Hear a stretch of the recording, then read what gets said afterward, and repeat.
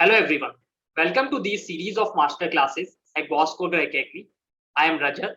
I graduated from NIT Delhi, and after graduating from my college, I joined Microsoft as a software developer.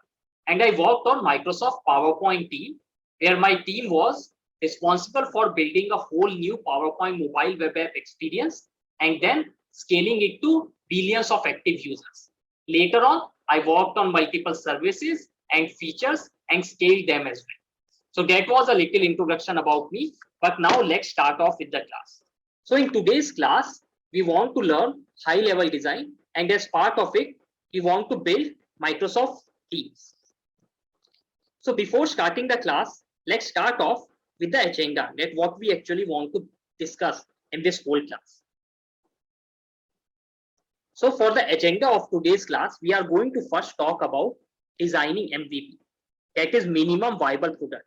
MVP is the minimum set of features that you can include as part of V0, right? This is more about gathering requirements and scoping down the problem. That what is the exact problem that you want to solve, right? Exact features that you want to build as part of version 0, as part of MVP. Then you will move on to scale estimation, where you are going to talk about storage, like how much storage does my system need, and then you are going to talk about queries per second. What is the QPS that my system is going to handle? Then we are going to talk about design goals. And as part of design goals, we will discuss, okay, what is more important? Is consistency more important for our system, or availability more important for our system? Right? Or what should be the latency? Should the latency be high or should the latency be low for this type of system? Then we are going to talk about the APIs that we need to support in order to get this system running. What are the APIs we need to support, right? And then we are going to go into design details. As part of it, we are going to discuss design 1, understand the disadvantages of it, then improve on it, move to design 2, then move to design 3. And finally, we will do a quick revision of everything we have learned and what are the next steps that you can take after this masterclass, right? So this is what we want to discuss as part of today's masterclass, right? So let's start off with the first thing, right? With the first step. So whenever you get a system design problem, the first step should be to have a discussion to identify what is the MVP, right? Design the minimum viable product, or what are the requirements, and scoping down the problem to exactly get at what are the features you want to build as part of these, right? So let's talk about it, right? So what actually is Microsoft Teams?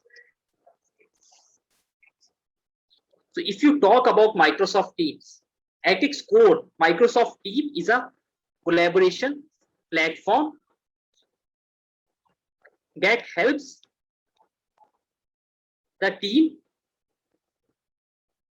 have conversation with each other, right? So Microsoft Teams is a collaboration platform that helps the team to have conversation with each other. And as part of it, it gives multiple features. For example, the first one is send messages. Send messages personally, right? This is more about one-on-one messages. For example, Rajat sent a message to Manish, right? Then sending group messages, right? What is a group message, right? So a group is kind of a feature. For example, let's say there is a supporting GIF feature crew, right? Like say it has members like Rajat, Manish, Samriddhi, Nitin, and like 10 more people, right? So for example, this is a feature you are working on and it has 10 members. Then this is a feature crew, and this is a group in Microsoft Teams. A group can have, let's say, 10 people, 20 people, or at max let's say 50 people. You cannot add more than 50 people inside a group, right? So this is the second functionality, team scheme. The third functionality it gives is you can also send team messages. You can send messages to teams, and a team is a group of thousands of people or tens of thousands of people.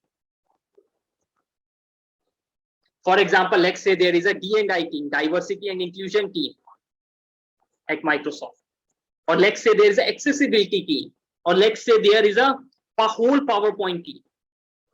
It can have members from India, Noida, Hyderabad. It can have members from US, or it can have members from China as well. So this is the whole PowerPoint team, right?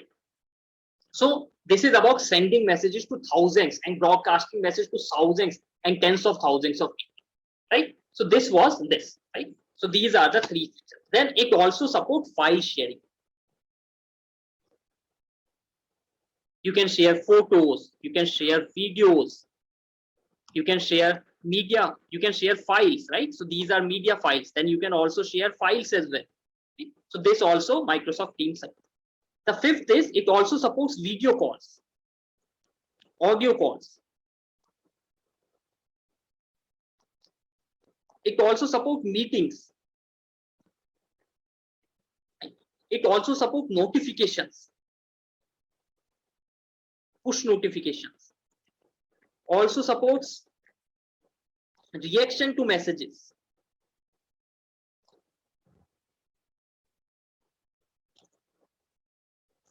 For example, you can send emojis to messages. For example, you can send a heart message, or you can send a smiling emoji or a thumbs up emoji. It also have calendars, right? You can also search on messages. So there are a lot of features as part of Microsoft Teams.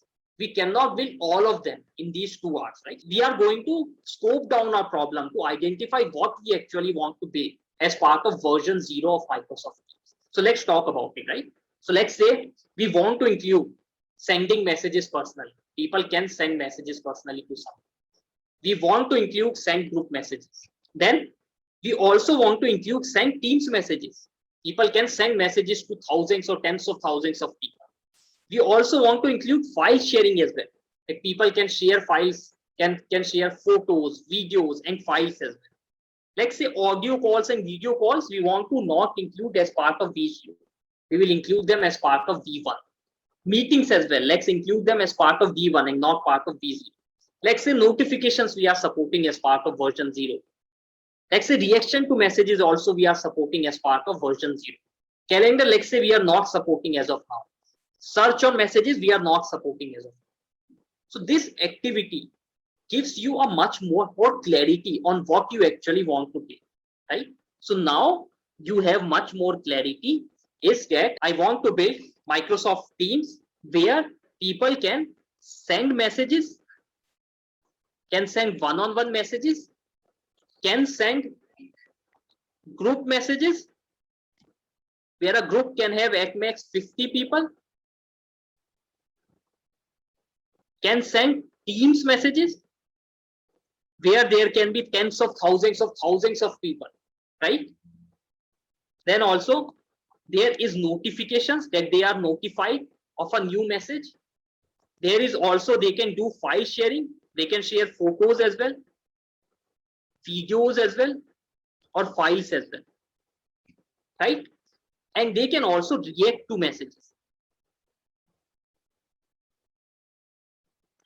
So these are all the things that we want to support as part of version 0. We don't want to support, as of now, we don't want to support video call, audio call, or meetings, or let's say like calendar, we don't want to support as of now. Search on messages, all these things we don't want to support as part of V0. We can take them as part of version 1, but as part of V0, we don't want to build them, right? So this gives us a much better clarity on what we actually want to build in these 2 hours, and this will scope down the whole problem. You can have this discussion with your interviewer if you are sitting in an interview, or you can have this discussion with your product manager and your manager if you are sitting in a roundtable conference and you are discussing this as part of a new feature you are working in your team, right? Now let's move to step 2, which is about scale estimation. And as part of scale estimation, we want to first talk about storage, which is basically how much memory my system actually require, how much memory I am going to store in my systems. Can I store all of this memory? Can I store all of this memory? Can this memory be stored on a single server or a single storage box? Or do I need multiple servers and multiple storage box to store this kind of memory? The second we want to talk about is queries, like queries per second, QPS. And this will help us to know whether how many number of servers we require as part of this system. How many servers we require to able to handle this much amount of queries. So let's take a look at storage. So on public data, with respect to public data, we know that DAO, daily active users on Microsoft Teams is around 150 million per day. So this is based on public data, that there are around 150 million users visiting Microsoft Teams per day. Let's say on an average, each user sends 100 messages per day. Again, this is an estimation, right?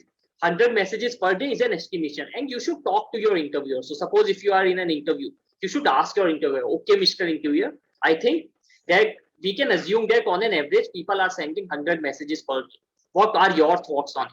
So your interviewer may reply, okay, no, 100 is too much. Can you take 10 messages per day? Or he can say, no, 100 is very less. Can you think of it as 1000 messages per day? Or suppose if you are in a company, then you should have this information from your past telemetry, or you should have this information and your product manager can help you with all this information, right? But let's say we have taken this estimation that on an average, a person is sending 100 messages per day. Then number of messages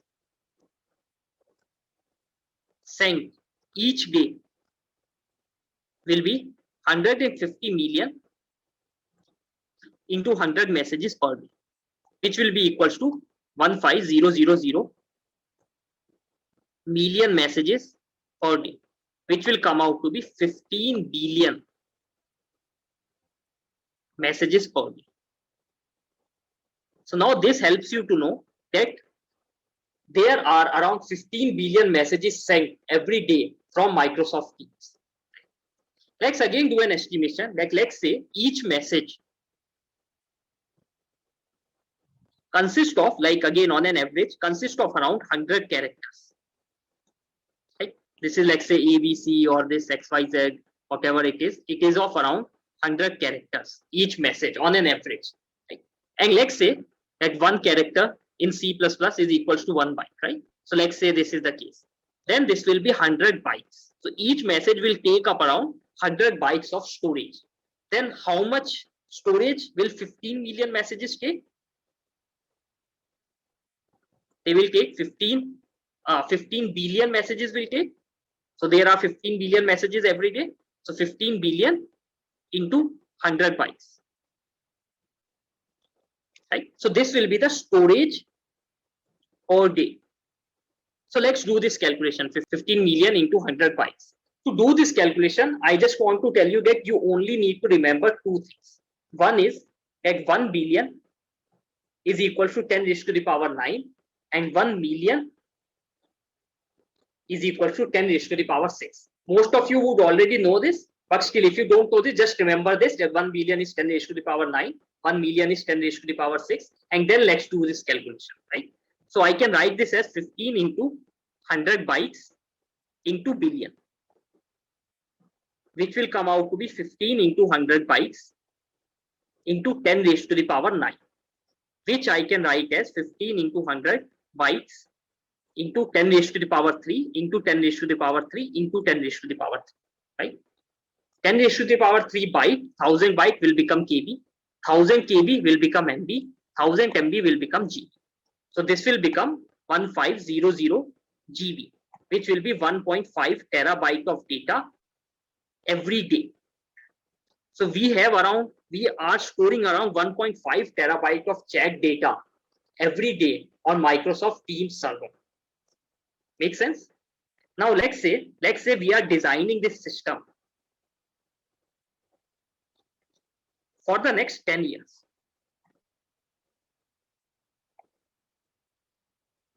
Then the storage required will be 15 terabyte into, this is per day, 1.5 terabyte, this is per day, into 365 days in a year, into 10 years.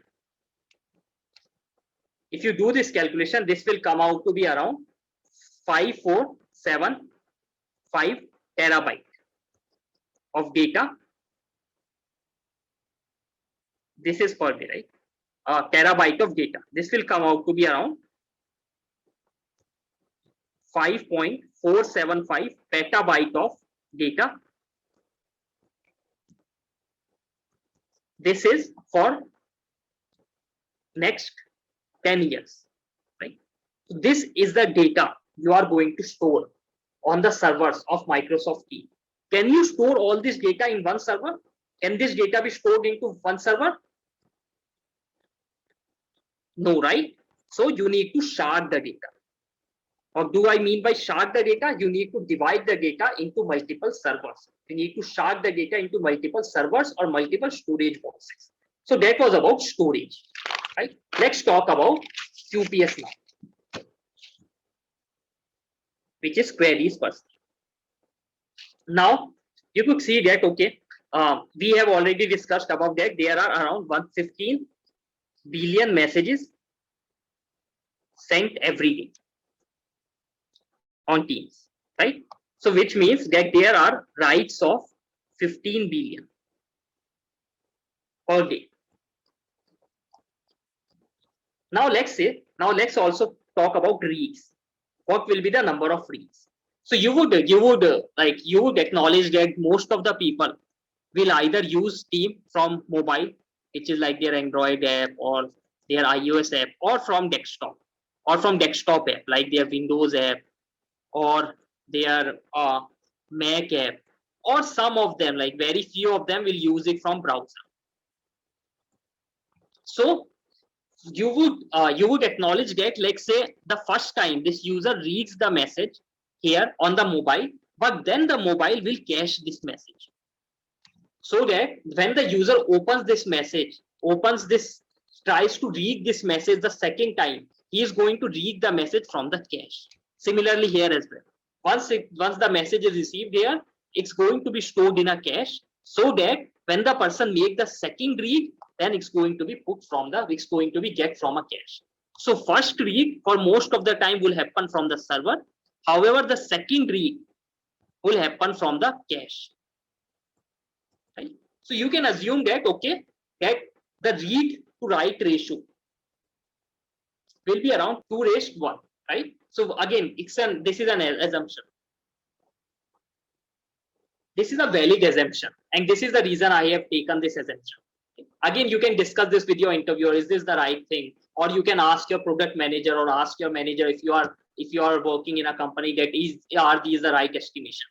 However, if I take this estimation, then there will be around 30 billion reads per day, which will equate to number of queries in a day as reads plus write, which will be 45 billion queries per day. This is a high query system. These are a lot of queries. So let's talk about QPS. QPS is queries per second. So these are queries per day. So what we will do, 45 billion upon number of seconds in a day, which is 86400. You can calculate this using like 24 hours. A day has 24 hours, then 60 minutes into 60 seconds. Do this will come out to this. If you do this calculation, this will come out to be 520,833, which is to be 521K. Right? So these are the number, like this is the QPS of the system. So this is a very high QPS. Now let's talk about number of servers. If this is the QPS, then how many number of servers on a rough estimate you would need in order to handle this much of queries, this much of QPS to your servers, right? So again, if you talk about QPS of a single machine, right? How many queries a single machine can handle in a second depends on multiple factors. For example, it is going to depend on the machine configuration. Like what is the RAM of the machine, how many processors are used, what are the processor, how many cores there are, right? It is going to depend on it.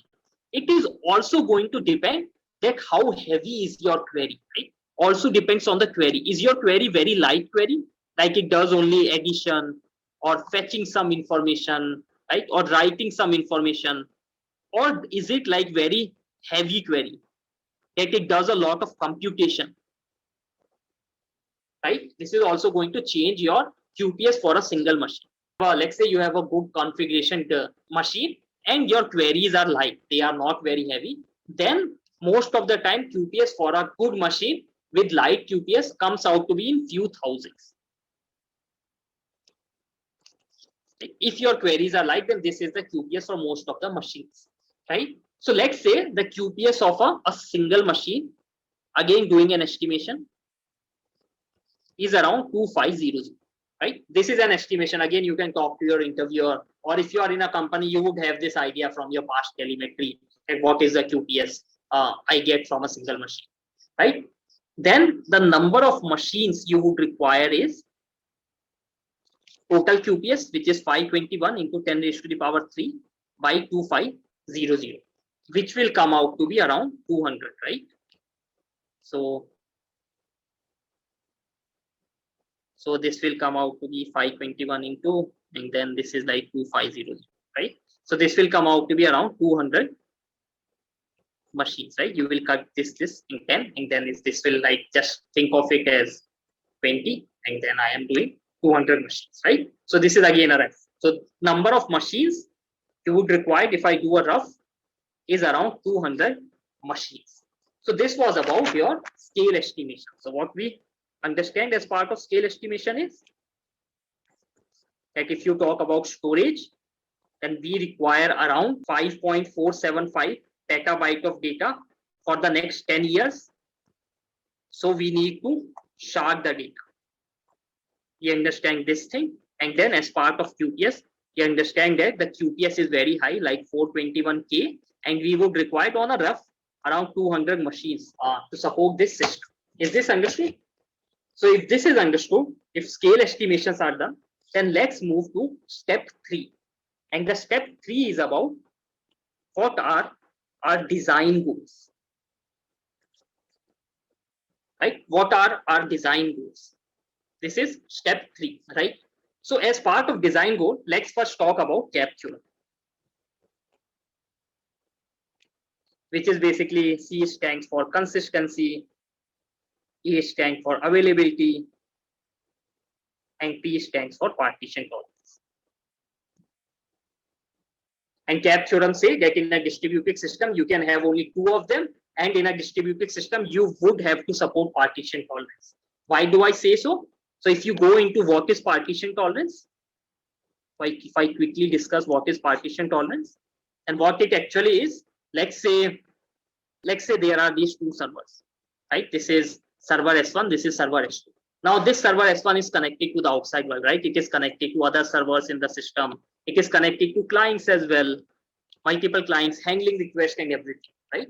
Similarly, let's say S2 as well is connected to the outside world, right? It is also connected to other servers, connected to clients and handling requests, right? And now let's say S1 and S2 are also connected to each other. But let's say something happens, let's say flood happens or a mouse cut the wire between these 2. And somehow the connection between these 2 servers S1 and S2 is broken, right? This connection lost between both of them. So now there has been a partition in the system. This has created a partition in the system, right? This is now there is a partition in the system, and these partitions can always happen in a distributed system, right? Because you can't stop these things happening, that 2 connections are not able to get connected to each other. So a partition is going to happen. Now the thing is, do you want to make your system tolerant toward partition? Like Suppose a partition happen, then do you want that your services will still run, or do you say that my services will not run because a partition has happened on the system? So if you say yes, my services will still run if even there is a partition, then you make your system tolerant toward partition, which is known as partition tolerance, right? So in a distributed system, you have to have partition tolerance. Then it comes to what you choose between consistency and availability as one thing, right? Which one of them should you choose? So let's talk about that. What does actually consistency means in this case, or what will happen if your system is, let's say, inconsistent? Then what will happen, right? So let's say you are sending one-on-one message. Let's say Rajat is sending message to Manish, right? Rajat sends a message to Manish, right? So let's say Rajat sends a message. This was the machine. This had some cache here. So a hi message is sent here, and this was added in the cache, right? And now this was the DB where the data has to be persisted. Then the cache sent the message to the DB that okay, write the hi message to the DB. However, right? Once this happened, you send like Manish device make a read, and he gets the message hi here. So hi is shown here and it is delivered. However, when this goes to the DB, something bad happens, right? And this write was not being able to be successful. Then you are not able to write the message to the DB. Then you have to roll back. You have to remove this. Then what happens is this message was delivered right now, but later on when you will again refresh your device, then this message gets deleted. Do you want this? Do you want this to happen? That your message was delivered at this point of time, but later on when you was trying to read that message was not there. No, right? This is a bad experience. This is a bad experience. So you cannot make your system inconsistent. However, what about eventual consistency? Can you make your system eventually consistent? Can you make your system eventual consistent, right? Or eventually consistent? So let's talk about it. Let's say three people are having a conversation. For example, let's say Rajat, Manish, and Samriddhi are having a conversation, right? So let's say Rajat sends a message M1, then he sends a message M2. Please keep in mind the order. Rajat sends a message M1, then M2, then Samriddhi sends a message M3, Manish sends a message M4, right? Then Samriddhi again sends a message M5, then Rajat sends a message M6, right? Because you have made your system to be eventually consistent. You said, okay, it's all right. My system will become consistent later on. It is all right that it is not consistent as of now. So you send the message in this order: M1, M3, M4, M6, M5, M2, right? Like my system is, messages are out of order right now, but that is all right. This is not consistent. The system is not consistent as of now, but later on, they will become consistent. The message will come in the right order. They will become consistent later on, right? That is what it means by eventually consistent, right? So do you want this to happen, that you have the conversation, when you are having the conversation, then the conversation was in this order, but later on when you refresh, then the conversation changed, then the conversation was in this order: M1, M2, M3, M4, M5, right? So messages are delivered out of the order, and this is something that we cannot have, right? No, we cannot have this, right? So we cannot make our system even eventually consistent. We have to make our system consistent. Then of course we will try to make our system highly available. We will try to make our system as much available as we can, right? As much available as we can, but our system is going to be consistent. We have to keep the first priority as consistency, and then we will make our system as available as we can due to these above two reasons, right? So this was about consistency and availability. What about latency?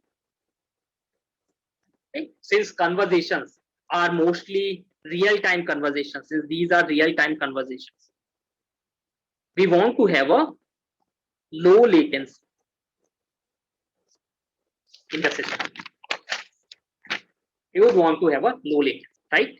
So this was about design goals. Like we want our system to be consistent. If I talk about design goals, we want to be our system consistent, and then we want to make it as available as we can. And then second, we want to make our system have low latency, right? So if I do a quick revision of everything, what we have discussed till now, then I will move to again step 4.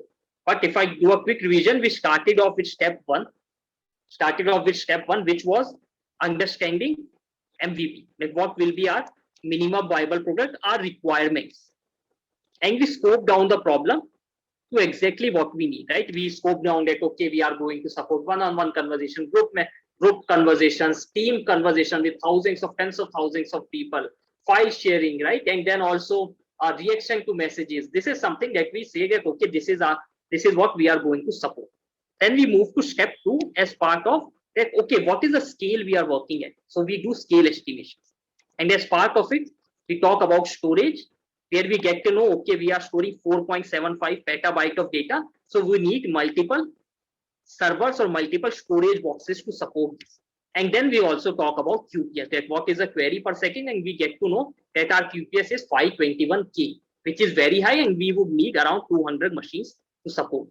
And then finally, as part of step 3, we talk about that, okay, what are our design requirements and what are our design goals. And as part of it, we talk about, okay, we want our system to be consistent. Then we want to make it as available as we can. And then we want low latency as well, since these are real-time conversations. So this is what we have discussed till now. Now let's move to step 4, which is about what are the APIs we need as part of this system, right? What are the APIs you actually need to support, or you need to expose, right? Or you need to support as part of the system. And this comes from the requirements. So this will come from your requirements. For example, one API that you would need is send message personally, right? This is for one-on-one conversation. You should be able to send a message personally. For example, Rajat should be able to send a hi message to, let's say, Manish. The other is, it should be send group messages. Like suppose there is a group, like similarly there is a group of 10 people or 20 people, then I should be able to send a group message, group with, let's say, like, or I would say at max 50 people. Then there should also be send teams messages, in which a team can have thousands of or tens of thousands of members. You should be able to do that as well.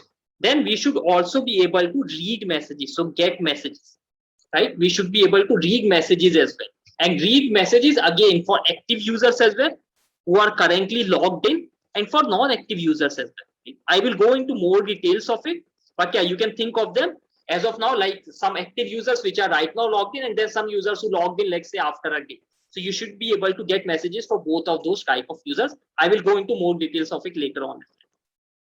You should also be able to get conversation list. What do I mean by get conversation list? So for example, let's say here, right? This is Rajat. Rajat opens up my team. Then I had conversation with multiple people. For example, I had conversation with Manish. I had conversation with Samriddhi. I am also part of a GIF feature group, which itself has 10 people, and I have some conversation here as well.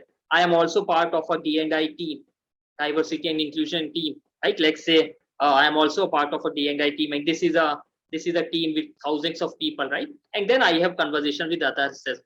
then this is about get conversation list. Conversation list should give me all the list of all the people or list of all the people, group and teams I have conversations with, right? And then once suppose I click on this, like suppose I click on Manish, then the conversation should open between Rajat and Manish. And then there are messages. For example, I sent a message. There is a message here. Then there is a message by me. Then there is by Manish, me. Then these are again conversations, right? So this is about get messages.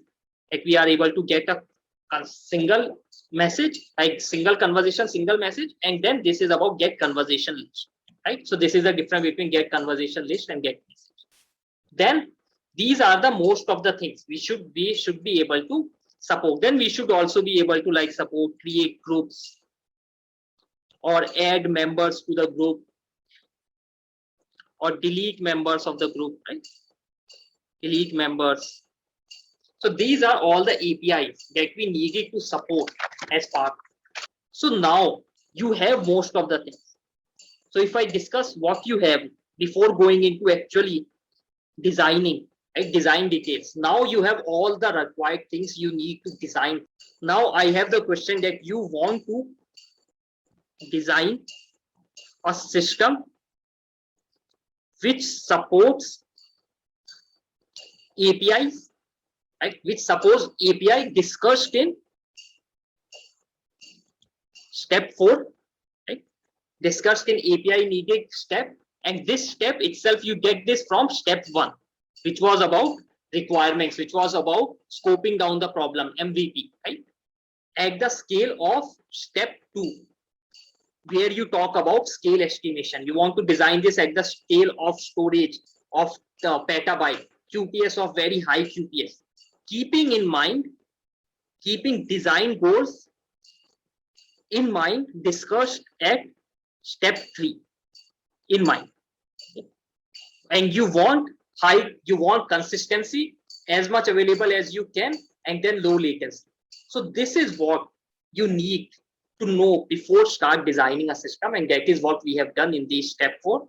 Now you have exact clarity that you want to design a Microsoft Teams which supports send message, send group messages, send Teams messages, read messages, read conversation at the scale of petabyte of data and a high QPS, keeping in mind of the design goals that we want consistency, as much availability as we can, and low latency.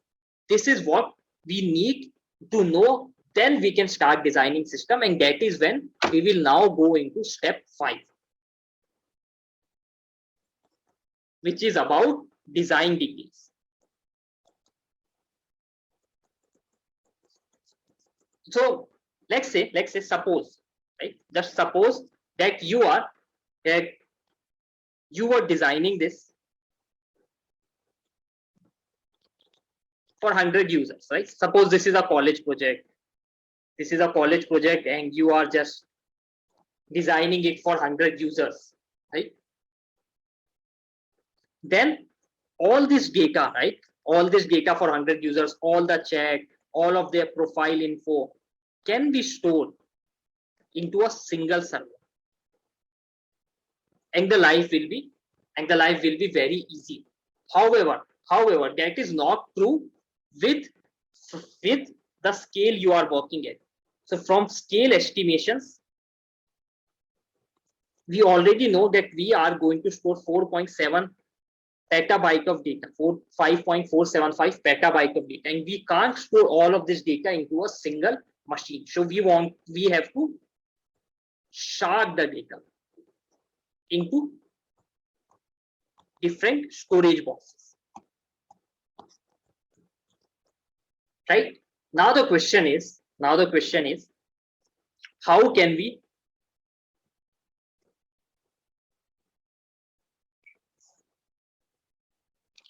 shard them? Right? This is the question.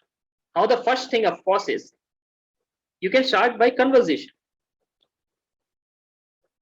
What do I mean by shard by conversation? So there are multiple conversations, right? For example, Rajat has a conversation with Manish. This is one conversation. Rajat has conversation with, let's say, Samriddhi, this is another conversation. Manish has conversation with Samriddhi, this is another conversation. Rajat has conversation, let's say user 100. This is another conversation. Like there will be so many conversations. Then you can shard the data based on the conversation, right? So for example, you have different DB. There will be 10,000 conversations stored here, 10,000 conversation stored here, 10,000 conversation stored here, 10,000 conversation stored here, and then you sharded the data based on conversation. This is the first thing that you can, that is how you can shard your data. Or the second way you can shard your data is shard the data based on user ID, right? For example, there are multiple users, right? For example, the user is Rajat, Manish is a user, Samriddhi is also a user, user 100 is also a user, user 119 is also a user, and there are a lot of, there are 150 million active users every day. Then you shard the data based on the users. You say, let's say 10,000 users are here, right? Users data, users are here, 10,000 users are here, 10,000 users are here, 10,000 users are here, right? So you have sharded the data based on user. Let's say Rajat data lives here, Manish data lives here, Samriddhi data live here.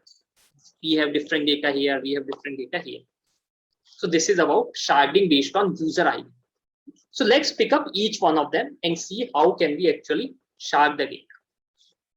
Let's discuss now for everything related to one-on-one conversation, right? Let's first discuss everything for one-on-one conversation, right? That this is send message personally. We are discussing the API send message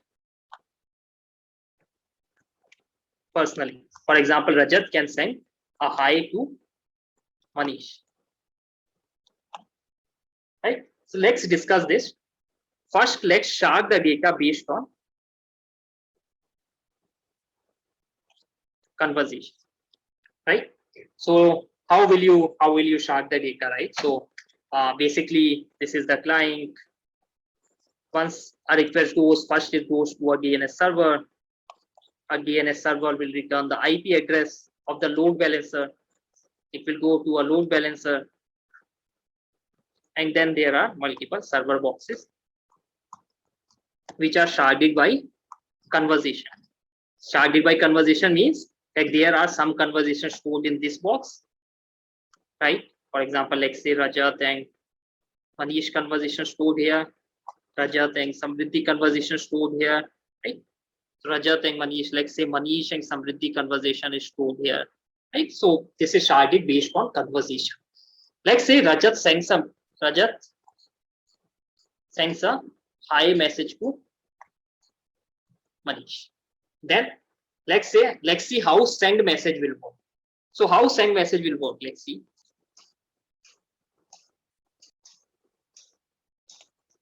Let's see how send message will work. So Rajat sends a hi message to Manish. So it will go to the DNS, gets the IP address of the load balancer, takes the load balancer. Then it knows that okay, here consistent hashing is implemented, which is kind of a magic algorithm which will tell load balancer that okay, Rajat and Manish conversation is stored here. Then it will go here. It will add the hi message to the conversation of Rajat and Manish. Returns okay, I have added it. Returns an okay to here, and everyone will be fine. So send messages good. Send message will work fine. Very good. Send message will be great. So send message is great. Can be supported using. Let's also talk about get conversation list. Let's say get it for Rajat. User is Rajat. So I need all the conversations I have, right? We need all the conversation that Rajat have with everyone. For this, what you have to do is now once the request comes, the request will first go to the DNS, gets the IP address of the load balancer. Once the request will come here user ID is Rajat, right? Now the request has to go to all the servers. because Rajat can have a conversation here as well. Rajat can have a conversation here as well. Rajat can have conversation with someone else here as well. Rajat can have a conversation with someone else here as well. Right. So now we have to go to all the servers to find like with whom people Rajat have conversation with. So we need to find all the people that Rajat have conversation with, and for that we need to go to all the DB to find whether Rajat have conversation with someone or not, right? Which will take time. So for example, if we do a quick estimation, then we have to do a for I like a loop across for all the DBs, right? You can write it here as all DB for I in all DB. Then you have to basically do a check if conversation,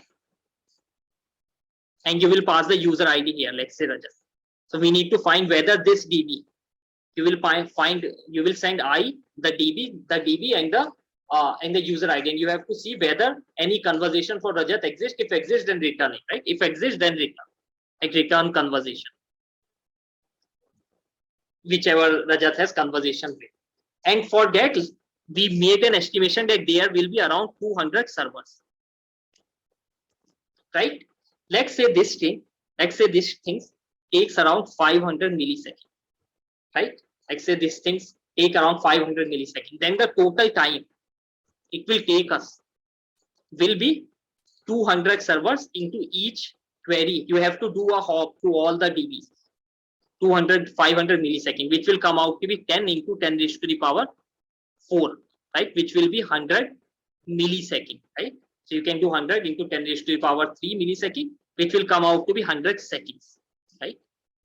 So this will be 100 into 10 raised to the power 3 millisecond. This will be second, and this will come out to be this, right? So 100 second, which will be 1 minute half second, right? Which will come out to be 1 minute half second, which will be very huge, right? So user has to wait 1 minute and half second to get a request back, which he is not going to wait for that much amount of time. So get conversation will not work. This is against our design goal of low latency. This is high latency, and we cannot have high latency. We need low latency, right? So in this case, this will not work. So this design sharding based on conversation ID will not work for get conversation list. So we have to think of something else. So let's go to next case. That is, we can talk about shard by user ID. So let's discuss this as well. How about let's shard the data based on user ID, right? So how it will look? There will be client. It will first go to the DNS server. DNS server will return the IP address. Then it will go to the load balancer,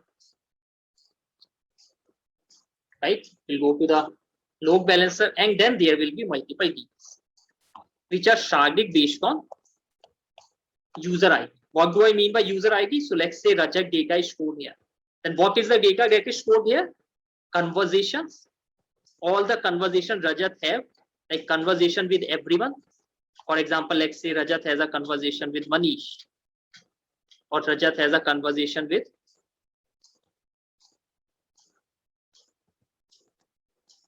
Samriddhi, or Rajat has a conversation with user 100 or user 101. All the conversation that Rajat have, and then also profile details of Rajat. For example, name, email ID, phone number, when was he last active. So all these details as well. And then Rajat data is stored here. Let's say Manish data is also stored here. User 100 data is stored here. Here, let's say Samriddhi data is stored. User 106 data is stored, right? So different DB have different data of users stored. Okay, so this is sharding based on user ID. So now let's talk about how get conversation. How get conversation list will work in case of if we shard based on user ID.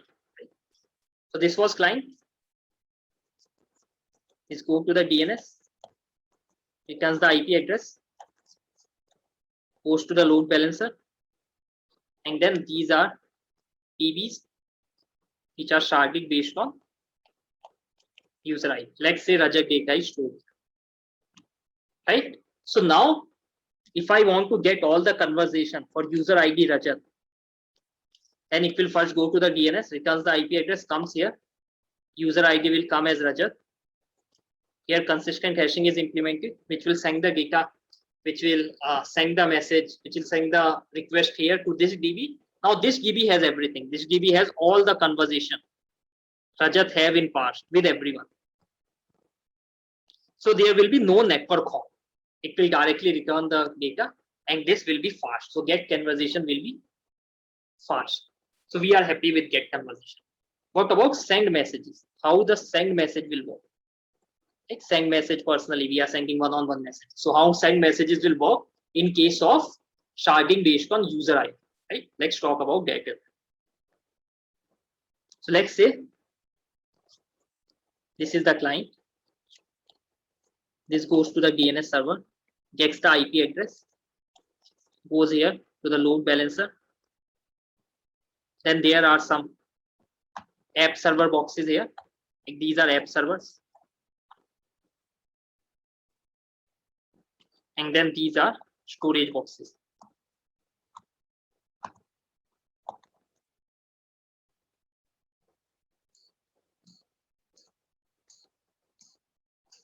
Right? So now how would send message would work, right? Let's say here the data is stored for Rajat, and let's say in this DB the data is stored for Manish. And let's say Rajat sends a message to Manish saying a hi, right? So when Rajat sends a message to Manish hi, it first goes to the DNS server, gets the IP address, goes here to load balancer. Here the user ID, or I would say, let's not call it user ID.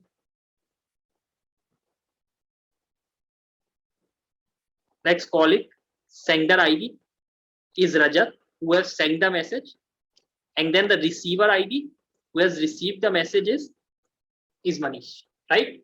And as let's say this is gone here, right? Then a one request is sent to here to add hi message to Rajat and Manish conversation, right?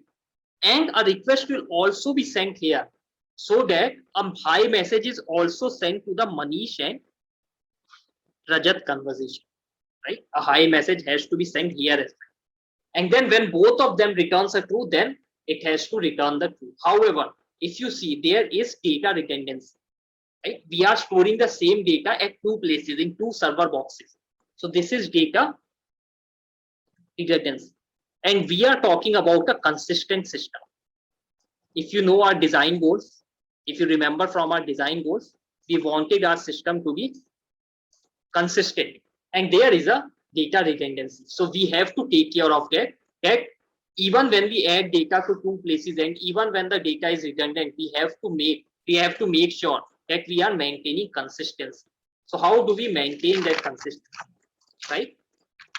So how do we have to maintain it? So let me zoom it out. Let me zoom out this part. Right? Let me zoom out this part here. Right? So this is like the server box, server machine, and this is the first DB which has data of Rajat. This is the second DB which has the data of Manish. So how this will work is a request comes here with user ID, with like sender ID as Rajat, and a receiver ID as Manish, and a message from Rajat to Manish is sent, which is a hi message, right? So now what will happen, right? Now what will happen? So one thing that will happen is that you sent a message here, hi message on this, and then you send some message here. So you send two concurrent requests, or I would say async requests at the same time, or two concurrent requests to both the boxes. Like, okay, add a hi message here and add a hi message as well. And if both of them succeed, right? So if this also returns okay, this also returns okay, then only you return the okay. If any one of them fail, right? If any one of them fail, then you roll back from the other. For example, again, this was the server box. These were two boxes. Here Rajat data is stored, here Manish data is stored. Let's say a hi message is added here, two concurrent requests gone. Let's say this returns okay. Okay, I have added hi message to Rajat and Manish conversation. But this, let's say this storage box was down or something bad happened, and it was not able to add the message between Rajat and Manish and Rajat conversation. So this fails. So this returns an error. Then to have our system concurrent, we have to roll back. We have to roll back this. So we will roll back this. We will roll back this addition. Then returns a okay, and then this will return a error. Right? So that we have not added the conversation here. We have not added the hi here. This will make our system to be consistent. Right? And here, if both of them sends okay, then it will send the okay above. Right? So this is how it will look. Right? So this is how it will actually look. That conversation will go to the load balancer. It will have some sender ID. It will have some receiver ID. It will go to the box. Then it will send a message. Then it will say ki it will go to this box one. It will say okay, add hi message to Rajat and Manish conversation. It will return okay, I have added it. In the meantime, it has also sent another request to this. This will when also will send okay. Then only it will return okay and will return okay. If anything bad happens anywhere, it will roll out the message to maintain consistency in the system. Is this clear? Right? So this was about this. However, still, like we are making 2 DB hops, right? Here we are making, basically we are first going to this DB and then we are going to this DB, right? So we are basically making 2 DB hops, which is going to give us high latency. Let's also talk about how can we reduce the latency, right? So how can we talk about low latency and what can we do to make sure that we have low latency? We can use caching, right? So now let's talk about adding cache here. So this was client. This was going to the DNS server. Then DNS server sends you the IP address of the load balancer. It goes to the load balancer. And then there are these app server boxes.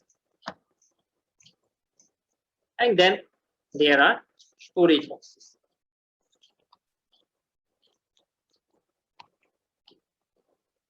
Right? So what you will do now is you will implement, we can implement caching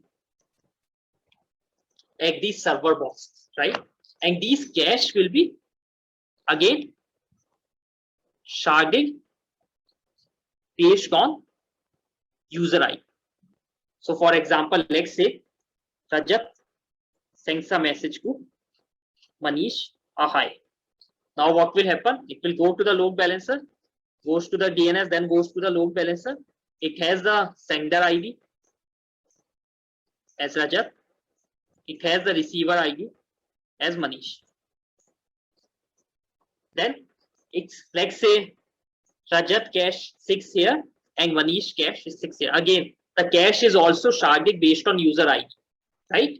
So they are again, so these servers are stateful servers, right? So you go to this server, you add this hi message to Rajat and Manish conversation, send this hi message, then you send out the request to the DB. Let's say this DB has the data for Rajat, this DB has the data for Manish. You send out the request to persist that data in the DB, then the DB sends you the okay response. In the meantime, you would have also sent a concurrent request to this cache as well, then it gets added to this cache, then it gets to the DB to persist the data, then it sends a okay, and then it sends a okay here, and then it sends a okay, right? However, I again want to understand what type of cache you will need, right? So I want to discuss this part in much more detail. So let's go into the details of this, right? So this was the cache and this was the DB. right? So a request comes, like say sender ID Rajat, it adds to the cache, and then it sends a request to the DB to add it in the DB. But now let's say Rajat logged in from another device, like a mobile device, and it gets a read, and it did a read from cache, and it gets the return from the cache that okay, message was delivered, right? Because hi is present in the Rajat and Manish conversation in the cache. Then it shows delivered here. However, then let's say this fails. The data that we are persisting the data to the DB fails. Then this operation will be rolled back. So then Rajat will see from this device that the message was delivered, but when he later on refreshed the page, he finds that that message was actually not delivered, which is very bad. This will not make our system to be consistent, and this is something that we don't want. So what we have to do in this case is that we have this cache and we have this DB. Once this gets a request, then this gets added to this cache, and then a lock is put on user ID Rajat, right? And then it gets persisted to the DB, so that if someone is doing a read in this meantime, so if someone is doing a read in this meantime, they are not able to access because there is a lock on the user ID. Then once this returns an okay, that okay, the message has been sent, then we remove the lock. Then the lock is removed, and then it sends a okay message out, and then the read can happen from the cache. So this is how the cache is going to work out. You are going to put a lock on it. So now how is our send message going to look like? So this is our client. This is our DNS. DNS returns the IP address. Then it goes to the load balancer, right? It goes to the load balancer. Then there are multiple app servers here, and then there are DBs here, right? So Rajat sends a message to Manish saying hi. Once it sends a message saying hi, it first goes to the DNS, gets the IP address, passing to the load balancer. Load balancer get the sender ID as Rajat and receiver ID as Manish, right? Then it sends, let's say Rajat cache is sitting here, and Rajat information in DB sitting in here, and let's say Manish cache is sitting here and Manish DB is sitting here. Then it goes to this, then it goes here, add the hi message to Rajat cache of Rajat Manish conversation, kept a lock on Rajat here. In the meantime, a concurrent request is sent here as well. We will come to this later on. But then it goes to the DB, persists the data here, gets a okay response here, remove the lock, right? The lock is removed, then returns okay here. In the meantime, this was also happening. So this again gets here, add the hi message in the Manish DB, Manish cache of Manish to Rajat conversation, kept a lock on Manish cache, then persists the data to the DB, then gets an okay message, then remove the lock, then passing the okay message to the load balancer, then it passing the okay message to the client.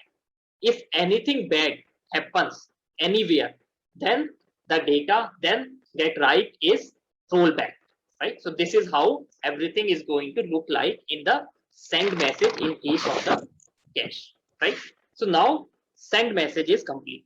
Send message is also completed, and get conversation list is also completed. Now let's talk about get messages.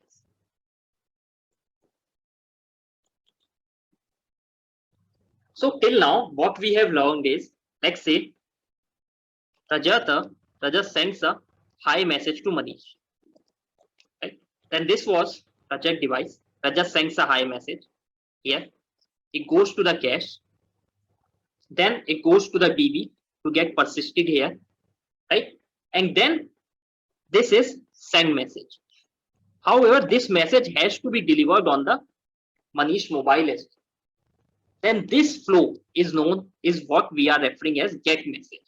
how can we deliver this message actually to Manish device, right? So this is what we will cover next as part of get message. Now get message can itself be divided into three parts. User can use get message in basically three parts.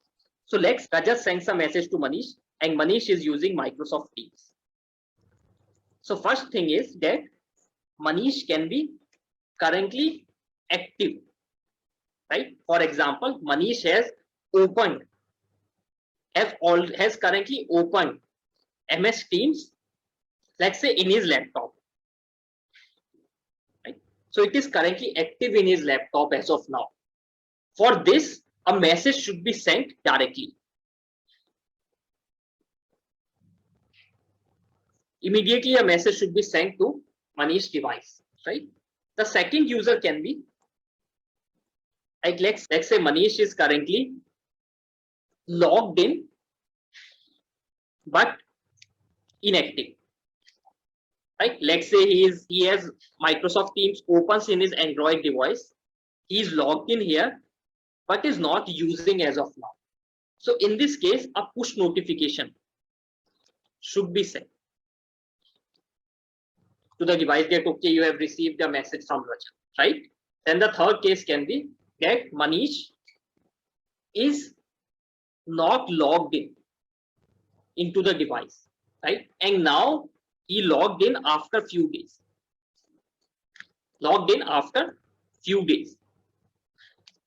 So in this case, all the messages for the past few days from the last time he has logged in should be deleted. Right? So these are the three cases a user can be in different state and do read operations in three different ways. So let's discuss all of them one by one. Right? So let's discuss the first way first. Let's discuss the third way first, since this is the most easy, in which Manish was logged out. Now he is logging in after few days. Right? After few days or after few hours or after let's say few weeks. Then how does this work? It's very simple, right? So suppose this is the client, and again this is the DNS server. It returns the IP address. It goes to the load balancer. Then there are these app server boxes. There are these storage boxes. Right? Now in this case, a request will come that okay, Manish did a read, that give me all the messages. Then it will go to the DNS, gets the IP address of the load balancer, and then here user ID is passed in as Manish. Right? Let's say Manish data is stored, Manish cache is stored in this machine, and Manish data is stored here, is persisted in this DB. Then it will go to this cache. If the data is present in the cache, it will directly return to the client. If the data is not present in the cache, or if there is a cache miss, let's say you're scrolling for like very old messages, then cache miss will happen. Then it will go to the DB, get the data from the DB, add it to the cache, and then return it to the client. Right? So this was very easy. A simple HTTP call will happen. Right? Let's take up now the first case. So this was the third case, very simple. Now let's also take up the first case. The first case was when Manish is logged in and active as of now. So he is using MS Teams, let's say, in his laptop. Then how things will be.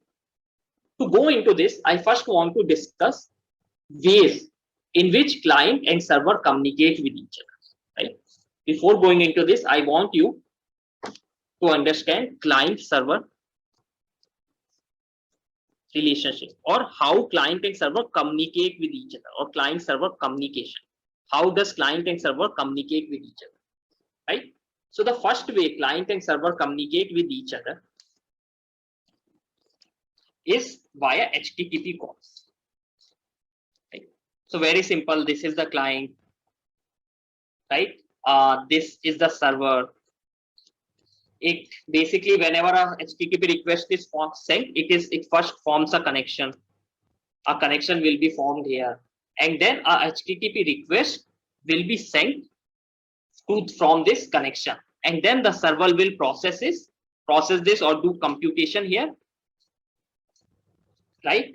We'll do computation here and then we'll return the response to the client, right? So this is how a simple HTTP calls work.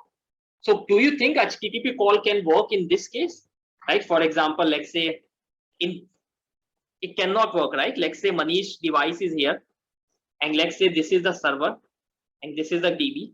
Here the cache is stored and here the actual data is persisted. Then it has to send a HTTP call here, right? And most of the time it will get a null response because a new message is not present. A new message is not sent. It's not like every second someone is sending a message to Manish. So a new message will not be sent. So it will return a null. So for most of the HTTP calls, a null message will be sent, which is a waste of resource. If you are sending a lot of HTTP calls and most of the time it is just returning null. The second thing you can do to improve this is you can put up that okay, Manish device will do a HTTP call every 5 minutes, right? So again, this is cache, this is DB, and it will do a HTTP call after every 5 minutes. This will reduce the number of HTTP calls that are happening, but it will increase latency. Since every message will be sent to Manish after every 5 minutes, which will not work with our design goals of low latency. So this will not work, right? So this type of client server communication will not work in case of Microsoft Teams and in case of read message. What is the other type of client server relationship? Let's talk about. Other type is long polling. What actually is long polling? So what happens actually in long polling is, let's say again this is the client, right? Let's say this is the client and this is the server, right? Then what happens is it first opens connection. A connection is open. Again, a HTTP call is fired. A connection is open. Then it will send a HTTP call. However, now the server will not return the response directly. It will hold on to the request. So let's say if the response is present, right? Let's say Raja sends a message to Manish, then the response is present.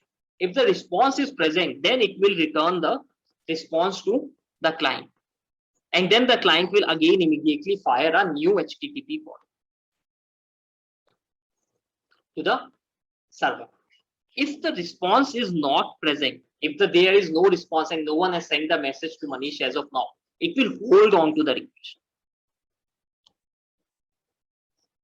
Right? It will hold on to the request and then let's say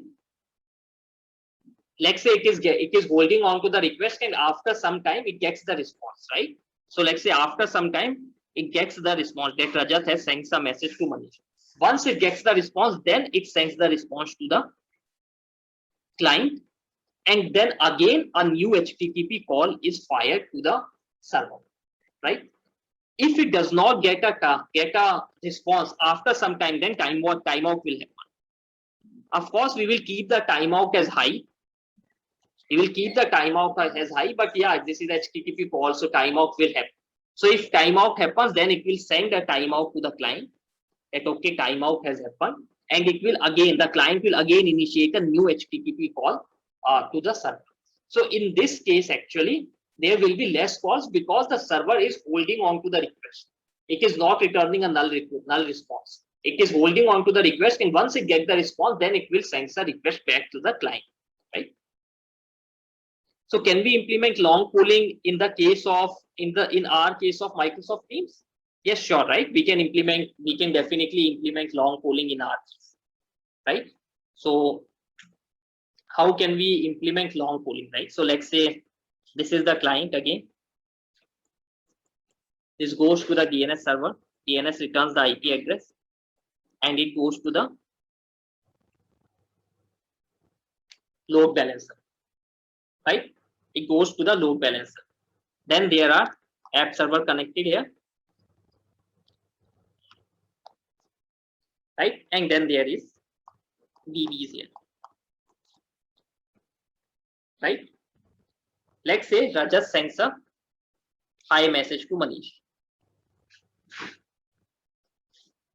So hi, how this will look like? First, send message call will be sent. Message call will be sent. Right? First, send message call will be sent. So it will go to the again go to the DNS, get the IP address of the load balancer, get to the load balancer where the sender ID is Rajat and receiver ID is Manish. Then again send request will happen, right? Let's say Rajat data, Rajat cache is stored here, and Rajat DB, Rajat data is persisted here, Manish cache is stored here, Manish data is persisted in this DB, right? It will send two concurrent requests. It will send two concurrent requests. It will go here, add it to the cache, then hook up a lock, then sends to the Rajat DB, get the OK response, same here. It adds to the Manish DB, get a lock here, sends a request to the DB. Again, it gets a OK response, right? It gets a OK response, and then it sends it to the load balancer, and then it returns the OK message to the client. So the request is successful, right? Now there are these devices.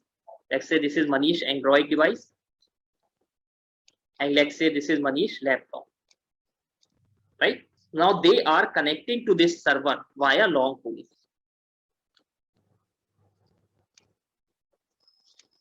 Right? They are connected to this server via long pulling. So this Android device, if I just zoom it out, let's say this is the server, and this is the DB, and these are devices, right? Android device and laptop. Then they are connected to this via long pulling. So they have already sent a HTTP call to it. HTTP call was already sent. As soon as the send message gets successful and the message gets returned here, right? It returns a response. This server was holding on to the response, right? Holding on to the request. Once it gets the response, it will send the response back to the client. Kind of a push, right? Kind of a push communication, right? So you can definitely use long polling in this case, right? So this is how the long polling will work. All the devices will be connected to the server via long polling. Their HTTP request is already sent, and the server is holding on to the HTTP request. Once it gets the response, it will send the response back to the client. Then there is another third type of client-server communication as right, which is basically known as WebSockets. So what is WebSocket? In WebSocket, actually, let's say this is the client, and let's say this is the server. Then actually, the client creates a TCP protocol, like creates a TCP connection here between the client and the server, and then it sends. Then both of them are connected to each other, and this is a bidirectional network. So a client can send a request to the server, and the server can return a response. The server can send some message to the client can return response and everything, right? So you can definitely use WebSockets as well, but WebSockets, of course, use more resources as compared to long polling. That is why in most of the chat applications I have seen, long polling is used instead of WebSockets, but you can definitely use WebSockets as well. And WebSockets are heavily used in gaming engines, right? In gaming platforms, but you can definitely use WebSockets here as well. Then there was another type of user, the second type of user where the mobile device was currently inactive, right? He was logged in, but he was not using it. So in this case, a push notification is sent to the user. Right now, again, push notification itself is a very broad topic. I will not go into details of it, but feel free to check out on Google, on Google and on YouTube on how push notifications actually work. Right. So with this, we have completed our one-on-one conversations. Right.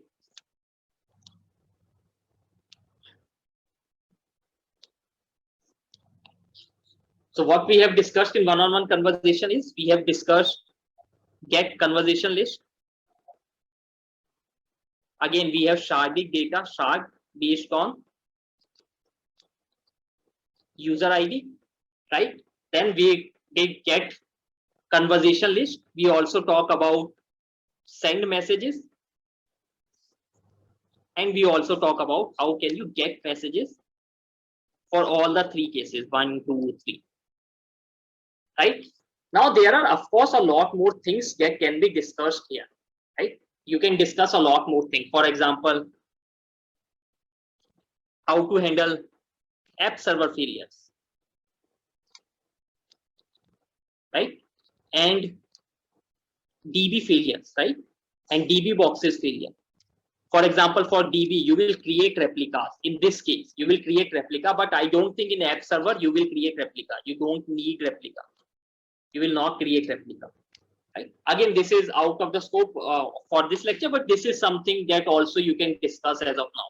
You can also discuss about client-side caching, that how caching will work on client. They will be using heavily client caching. They will be caching all the data on the devices, all the messages on the device itself, so that the next time you open, you see it very quickly. So you can discuss client-side caching as well. We can also discuss database design as well. So we have only discussed about how to shard the data, but we can also talk about what are the tables that are going to use and everything, and a lot more other things as well, which are out of context of this lecture as of now. But yeah, this is something also you can give a thought that how can you handle all these cases as well with your current design, right? And yeah, system design is a big topic, can't be covered in one lecture. That is why, as part of PostCoder Academy, we spend around 1 month on HLD and 1 month on low-level design. Right? We spend around 1 month on high-level design, 1 month on low-level design to discuss everything in details, so that you can design any scalable system. So next, we are done with one-on-one conversation or sending message personally. We are done with it. We also wanted to discuss group conversation. What do I mean by group conversation? Group conversation basically mean that, let's say you are part of a GIF feature crew, right? You are part of a feature crew, and it has, let's say, 10 members, let's say Rajat, Manish, Samriddhi, and 10 members. Then once you send some message, this message should be broadcasted to all of these 10 people, is what is discussed under send group messages.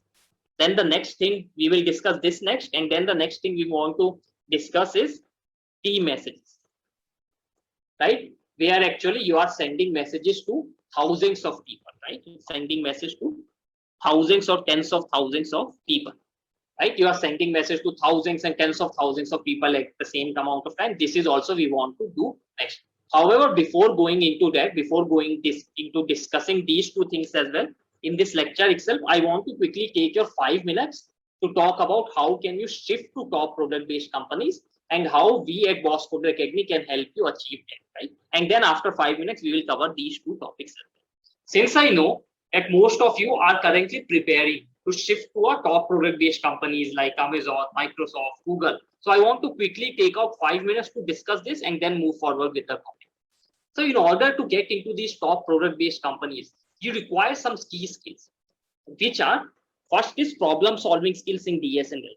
So this is about coding skills, right? How good are you at able to recognize patterns while given a DSNL problem? Then able to optimize that to the most optimal time and space complexity.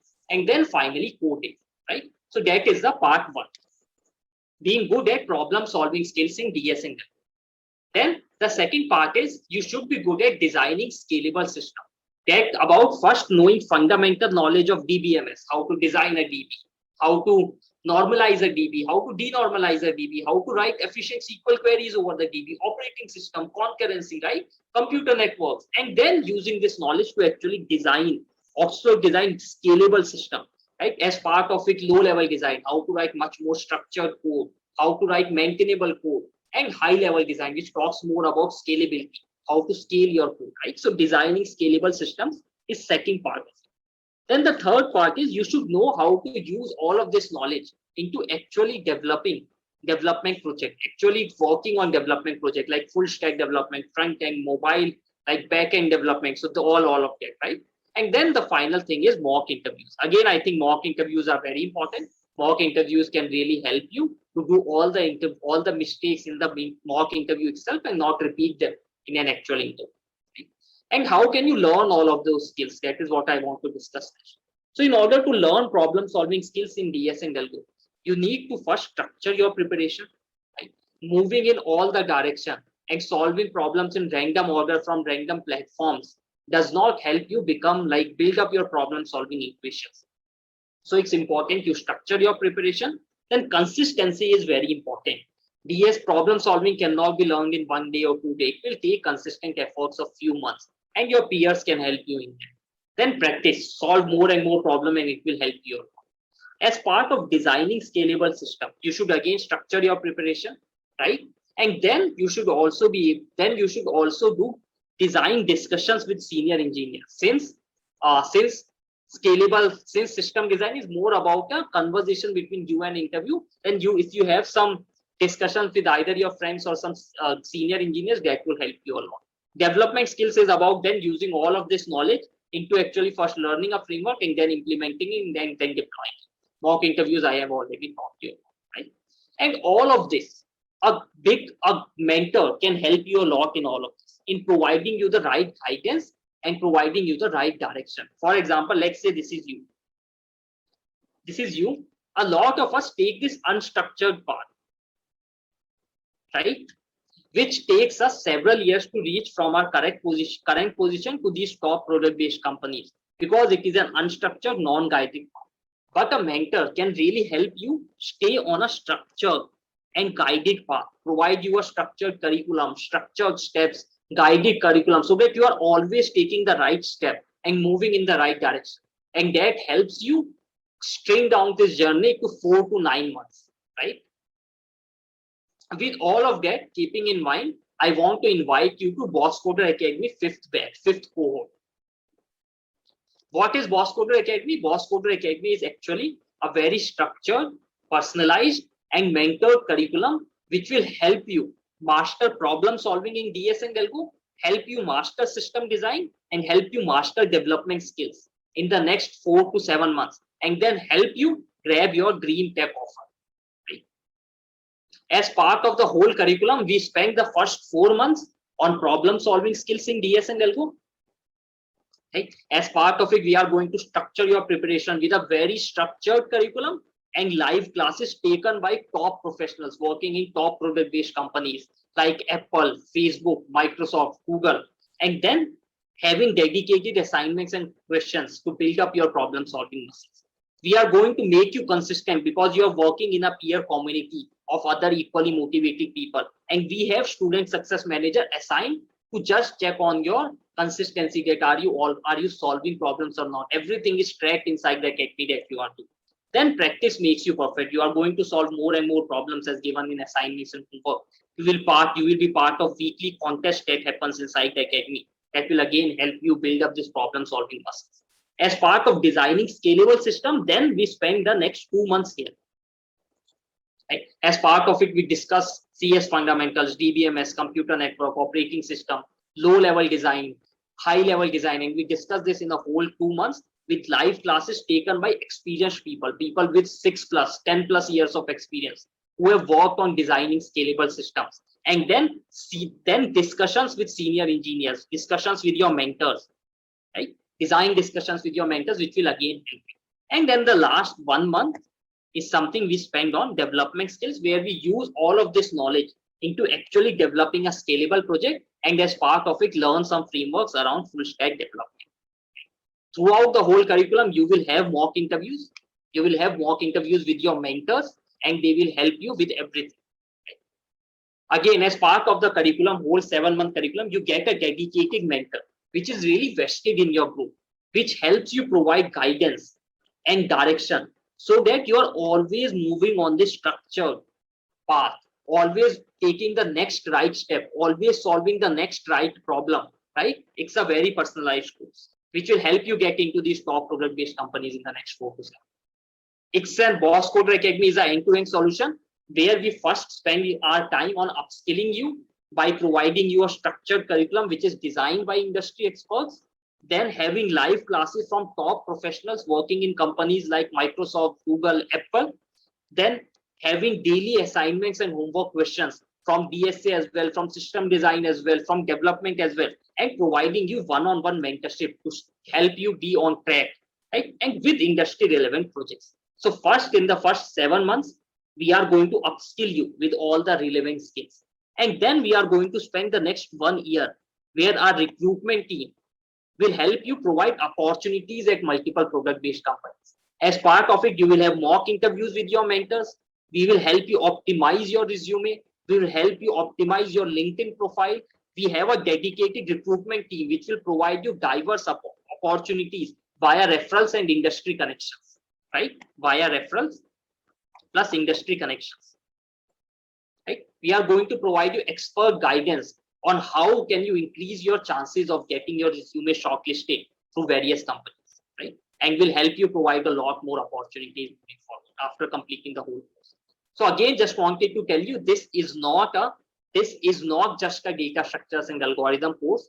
Boss Coder Academy is an end-to-end program to help you first upskill in problem solving skills in DS and Algo, CS fundamentals and system design, development, make you a better software engineer, and then providing you career opportunities at multiple top product-based companies to help you shift to these top companies. We have been here for the last 14 months, and everyone who have passed out from our academy have been able to shift their job to a better product-based company. These are some of our results. We have our students placed in almost all the top product-based companies: Microsoft, Google, Python Singapore, PayPal, Swiggy, all the top product-based companies. We have our alumni working here.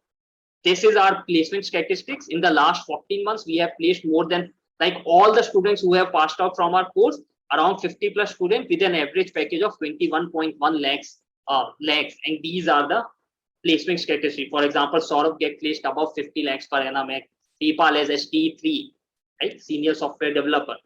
Ishad get placed at Bytedance Singapore, and a lot of these results at multiple companies. Right? These are some of the reviews. I will not go into details of it, but just tell you one, like Saurabh, spend a lot of time researching about different options that are present there, and then decided to join Boss Coder Academy. And it turned out for him a good decision, right? And now he's working as SD3 at Team 1. I will not spend my time here, but yeah, you can go to our website, you can go to Quora to read a lot more reviews about us as well, right? These are going to be some of your instructors and mentors. We have Manish, who has around 6+ years of experience, right? He has worked with Android founder. He has worked in companies like Samsung, where he worked on Bixby to scale it to 50 million users. He has around 6+ years of experience. Then we have Megha, who has 10+ years of experience. She has worked with companies like Microsoft, MakeMyTrip, and is currently working at Apple. This is me. I have around 2.5 years of experience. I am a software developer at Microsoft. This is Deepak. He also has around 5+ years of experience. Currently works at Ookla. We have people from Google. Nitai is a managerial position at 1mg. We have people from Goldman Sachs, people from Amazon, a lot of instructors, and much more. If you have any other question regarding the whole program, feel free to reach out to us at hello@bosscoderacademy.com, and you will get more information about our whole course at www.bosscoderacademy.com. With that, let's move on to the masterclass. Okay, so now let's move to group conversations.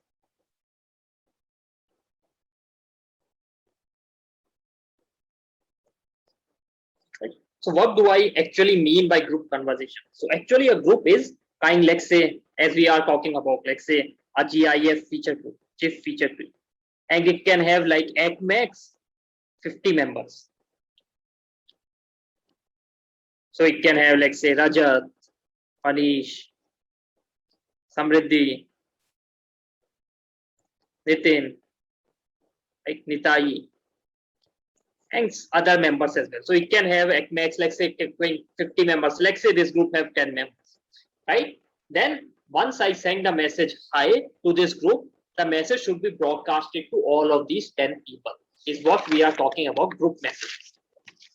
So let's now talk about, will our old approach work, like our one-on-one conversation approach, which was sharding based on user ID, will that work in this case? So let's say this was the client, right? And this was our DNS server. It sends the IP address. Then it goes to the load balance. And there are these app server boxes. and then these are DBs, right? So let's say Rajat sends this message to the GIF feature crew, which again has 10 members, right? Now our DBs are sharded based on user ID, right? Then let's say this has 10 members, this feature crew has 10 members, this group has 10 members. One of the user, Rajat, is sitting here, other user, Manish, is sitting here, let's say Samriddhi and Nitai data is sitting here, and then similarly other people's data is sitting here. Similarly with D, Rajat is here, Manish is here, Samriddhi, Nitai is here, then other people are here. Then in order to have send message, let's talk about send message. Let's say Rajat sends a message hi to the GIF feature crew, then it has to be added. Like once it goes to the DNS, gets to the load balancer, then sender ID is Rajat. However, the receiver ID is now list of people. So it can be Manish, it is also going to be Samriddhi, it is also going to be Nitai, it is also going to be some other 10-20 members, right? So now now the concurrent request will be sent to all these 10 people, right? So a concurrent request will be sent here as well, sent here as well, sent here as well, sent here as well, based on our previous approach. And then once all of them returns are okay, then they will do the same thing. They will first tag the value to the cache, then persist the data in the DB, then returns an okay, right?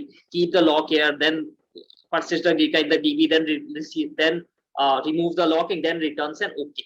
All of them have to return a okay in order for the request to be successful, right? And if any one of them returns a no, or returns a error, or returns some error, then this request will not be successful and it will be rolled back from all the DB.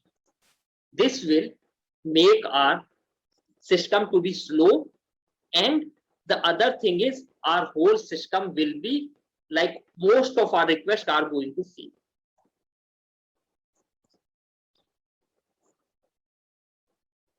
A lot of the requests will fail, because if any of the server, any of the addition fails, then it will return an error and then all the conversation have to be rolled back. So most of our requests will fail. That is why this system of sharding based on user ID, or like this system, simple system which we have created for send message one-on-one conversation, will not work in case of a group of, let's say, 50 members.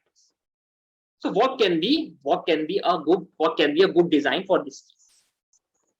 So let's talk about it. So can we use a persistent messaging queue?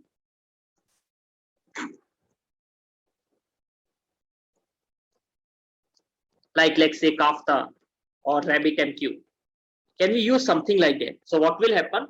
Let's say this server gets the request. This is the server.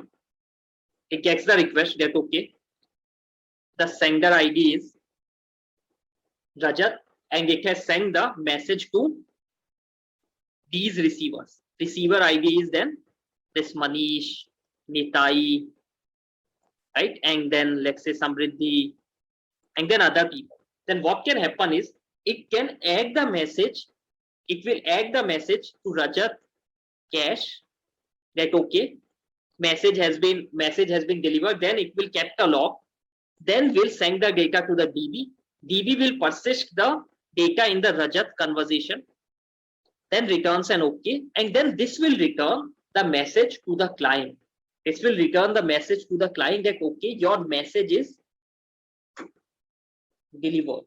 It will send to the Rajat that your message is delivered, and in parallel it will send this request of adding the message to all of these conversations into a persistent queue, persistent messaging queue, which can be either Kafka or it can be either RabbitMQ, right?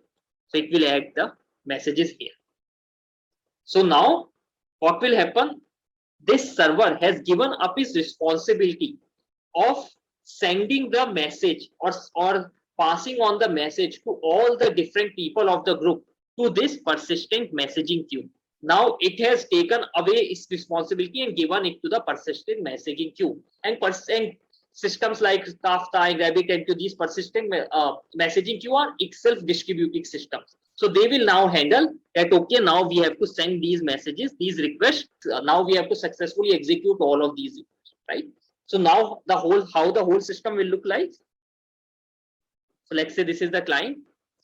This will goes to the DNS, returns the IP address, goes to the load balancer. Still there are these app servers, which are again sharded based on user ID. And then there are these DB boxes, which are again sharded based on user ID. However, now there is a persistent messaging queue as well, like Kafka or RabbitMQ, right? So once, let's say Rajat sends a message hi to GIF feature crew, right? Once it sends the message, then it will go to the DNS, get the IP address of the load balancer, goes to the load balancer. Then the user, then the sender ID here will be Rajat, and the receiver ID will be a lot of people, right? A list of people, let's say Manish, let's say Samriddhi, let's say Nitai, and a lot of people, right? It will send this information. Let's say the data for Rajat is stored here, and the DB, the data for Rajat is stored. It will send this request here. It will add the hi message, right? It will add the hi message to in this cache. It will add the hi message to the cache. Then it will keep the log here. Then it will put up the log here. Persist the data in the Rajat DB, right? This is again Rajat. Persist the data in the Rajat DB. Sends a OK here, right? Then it will send this. Then it will send this message of this receiver ID that add all the messages to these receiver IDs as well to the persistent queue, right? Like send message to Manish, send message to Nitai, send message to Samriddhi, and all of them. Send this responsibility to the messaging queue, and then once it returns that okay, this message has been sent, okay, this message has been sent to the persistent queue, and persistent queue has received it, then it will send the okay to the client. So now, as far as Rajat is concerned, Rajat will be shown that the message is delivered. Still, it has not been delivered to all the people. For Rajat, the message has been delivered. That okay, your message has been delivered, right? Still, it has not been delivered to all the people who were part of the group. However, now that responsibility of delivering it to all the people of all the members of the group, this is a responsibility of the persistent messaging. And since it is a distributed system by itself, it will handle that effort. Does this make sense? So this is how the group conversation will work, right? So let's also now talk about team conversation.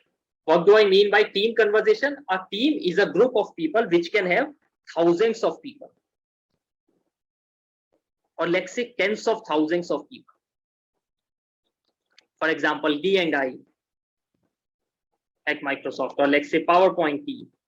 It can have thousands of members, right? So you can't use the messaging queue in this case like we used in the group, because now you will be sending out thousands. You are sending out thousands of broadcasting. You are sending out thousands of broadcasting messages, which is not going to scale. So you can't use the above step. So what you can do? So let's do some scale estimation of this as well. Right? Let's do some scale estimation. So since you would acknowledge that most of like these groups, these team conversation, these large groups, these large teams are actually created to broadcast messages, right? Broadcast messages about an event or something. And let's say on an average, in the next 10 years, let's say in the next 10 years, if we think about a logical case, there are 1 million groups, there are 1 million teams, right? 1 million teams, or I would say groups with more than 50 people, right? Let's say there are around 1 million. There are around 1 million of these groups in total. And let's say each team, like each group will have 100 messages on an average, right? Again, these are estimation. You can have this discussion with your interviewer, or if you are working in a company, then you should have this data from your past telemetry, right? But let's say on an average, each of this group have around 100 messages.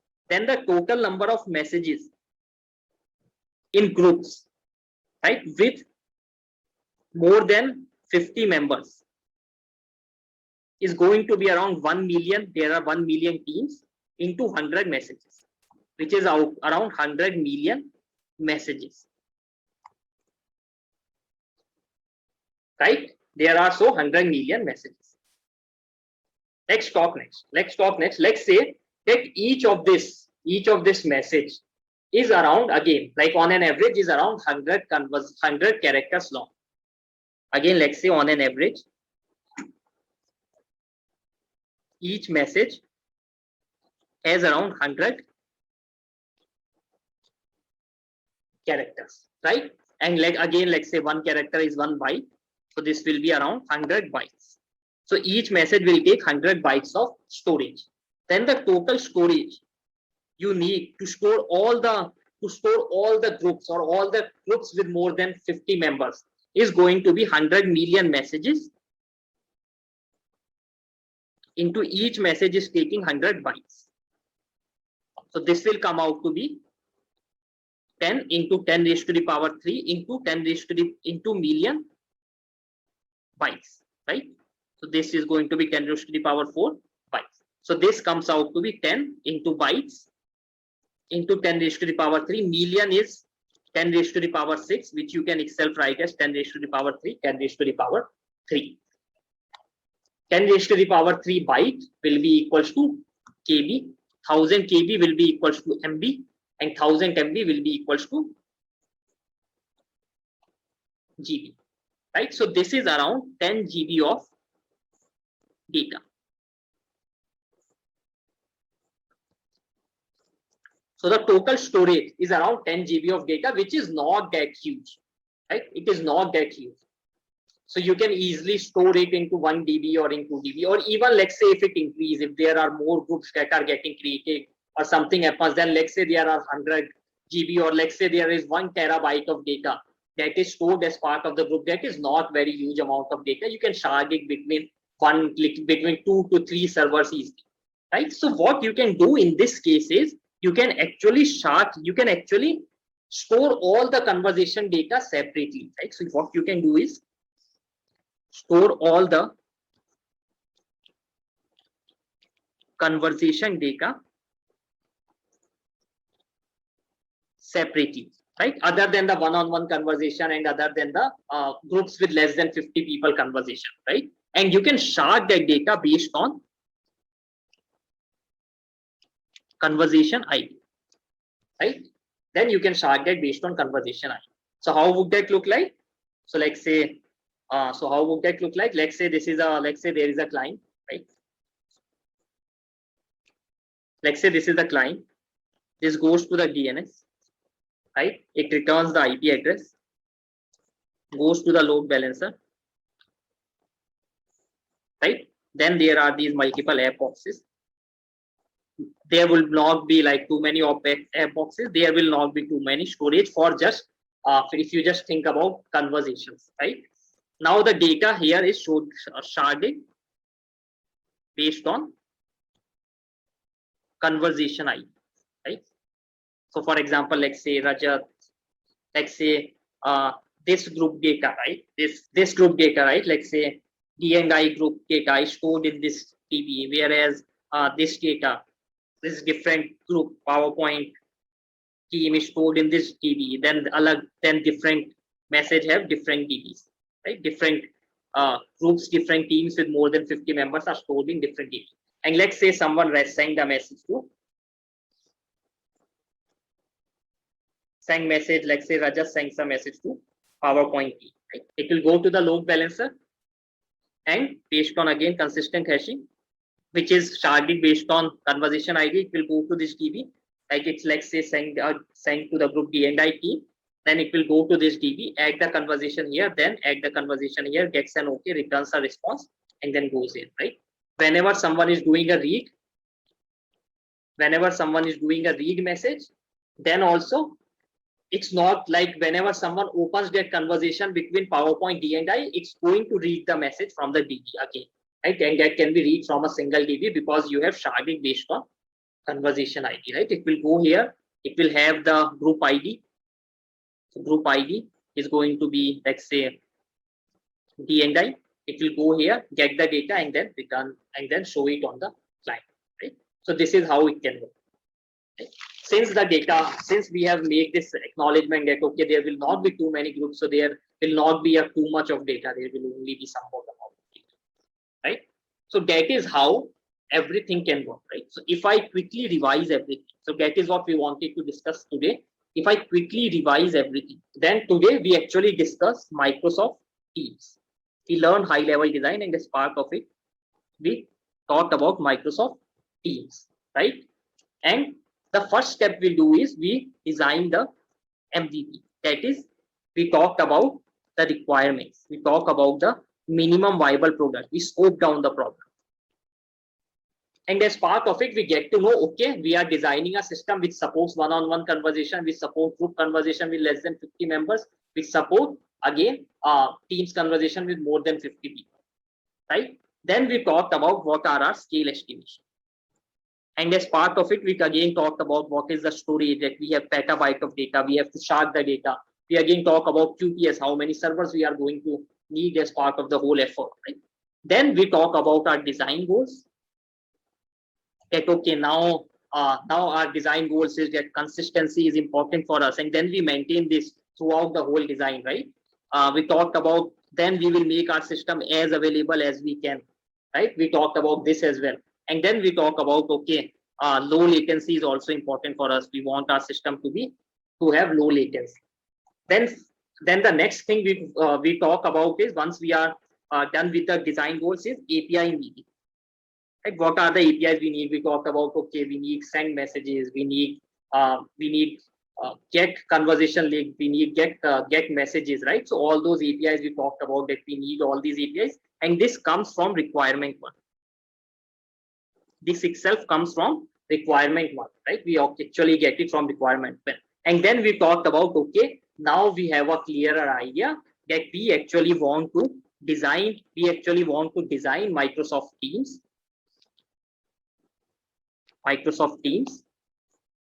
which support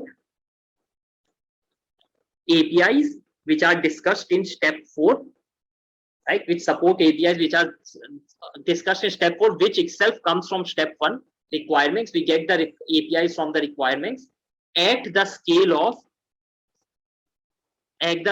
of step 2, right? At the scale of step 2 with design goals in mind, discussed in step 3. Right? Then we talked about this, that this is what we want to design our system. And then we started designing our whole system, right? And as part of designing our whole system, then we come to design details, right? Then we talked about what is the system we want to design. And as part of it, we designed the one-on-one conversation system first. Again, as part of it, we talked about, okay, why sharding based on conversation ID will not work here, why sharding based on user ID will work, how to use caching, how does read messages going to work here, right? We talked about different client and server communication, HTTP calling, right? And then long polling, and then WebSockets, and then which of them makes sense here. Then we talked about message, and we talked about group conversation in a group of, let's say at max 50 people, and then as part of it we talk about persistent queue and how Kafka and RabbitMQ can be helpful here. Then we finally talked about team conversation, and again we did scale estimation that okay, there is not so much of data, so we sharded based on conversation ID, right? So this was the whole lecture we discussed today, right? And yeah, this is what we wanted to discuss today. So always keep in mind, you have to, whenever given a system design problem, you always should approach it in 5 steps. One, talk about what are the requirements, scope down the problem, then talk about scale estimation, then talk about what are the design goals, then talk about what are the APIs needed, and then deep dive into the design details, right? So this is what I wanted to discuss today. Thank you very much for attending masterclass. Attending this masterclass, I guess you would have gotten a lot of value from this. Yeah, thank you very much.